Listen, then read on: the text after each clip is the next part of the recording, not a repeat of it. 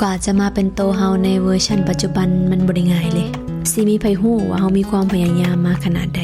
เป็นคนที่บ่ได้เกิดมาจากความเพียบพร้อมแต่ก็เฮ็ดตัวเองให้พร้อมกับการเปลี่ยนแปลงที่จะเกิดขึ้นในทางข้างหน้าอยู่เสมอสิ่งที่พยายามมื้อนี้บ่มีไผเห็นแต่พวกเขาจะเห็นในมื้อที่มันสว่างแล้วเฮ็ดต่อไปถึงว่าสิบ่มีไผแนมมาก็ตามบ่ต้องรอให้พร้อมเพราะความพร้อมที่รอมันบ่มีอยู่จริงจะบ่รอให้ไผมาบอกให้เริ่มเพราะนี่มันคือชีวิตเฮาอย่าท่าแฮงบันดาลใจจากไผเพราะบ่มีไผจะมาฮู้ปัญหาของเฮาได้ลึกซึ้งเท่ากับตัวเฮาเองเฮามาเฮ็ดปัจจุบันเพื่ออนาคตกันดีกว่า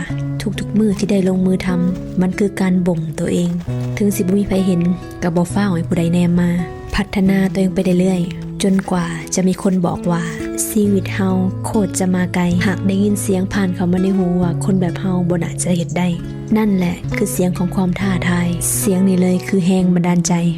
ถ้าอยากก้าวขาไปไกลแล้วไวกว่าคนอื่นอย่าสะดุดเสียงข้างทางอย่าเฝ้าพักข้างถ้ายังบ่ถึงจุดหมายอย่าอ่อนแออย่าเฝ้าหมดกำลังใจ